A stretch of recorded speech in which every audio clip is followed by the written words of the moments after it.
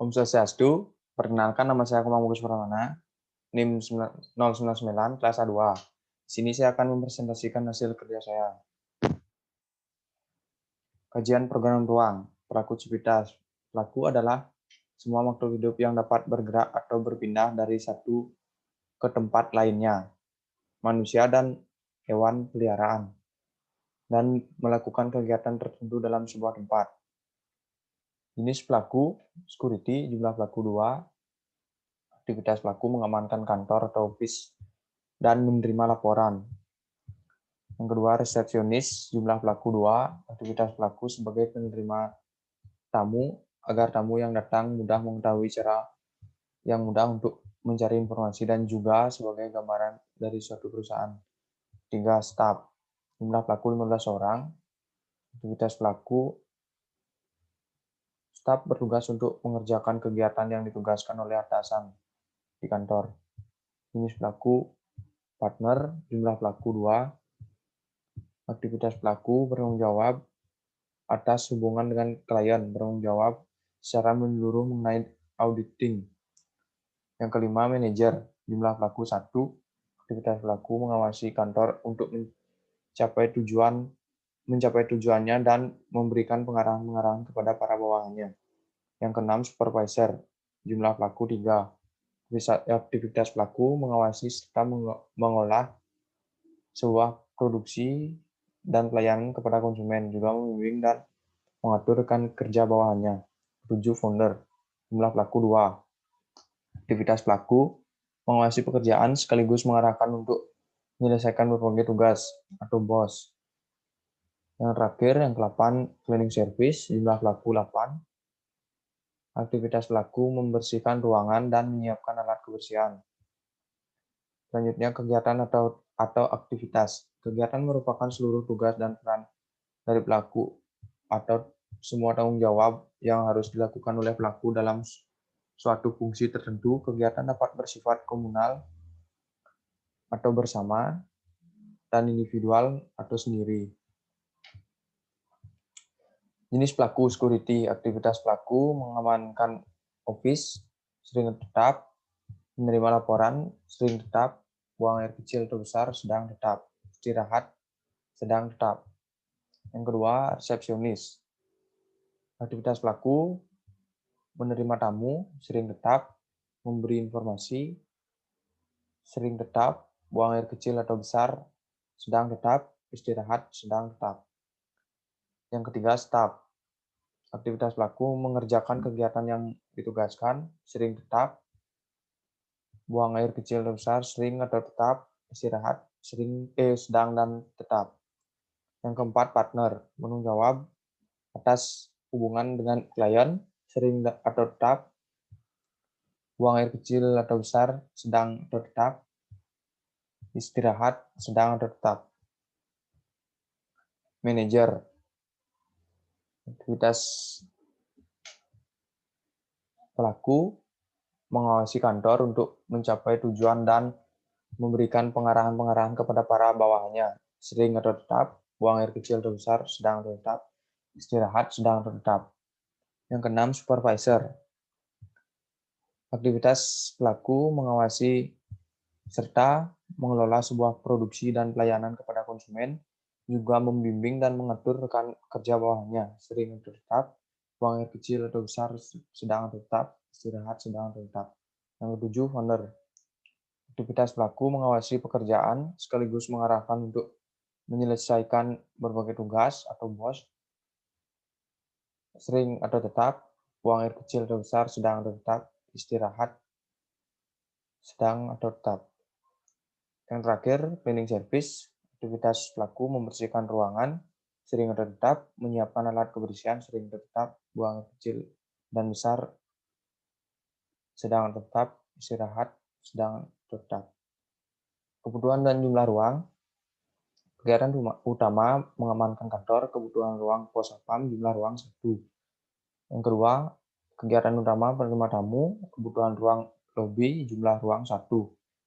Yang ketiga, kegiatan utama mengerjakan kegiatan yang ditugaskan oleh atasan, kebutuhan ruang staf, jumlah ruang 1. Yang keempat,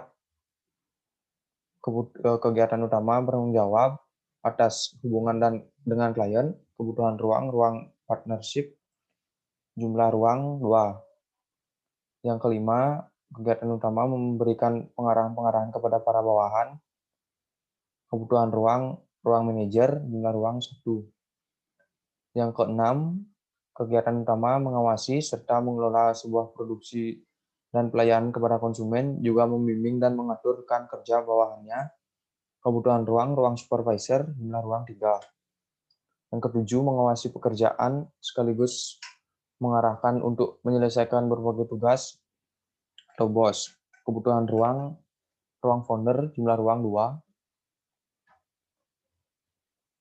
Yang ke-8, kegiatan utama menyiapkan alat kebersihan, kebutuhan ruang cleaning service, jumlah ruang 1. Yang ke-9, kegiatan utama tempat meeting dengan karyawan atau klien, kebutuhan ruang meeting, jumlah ruang 2.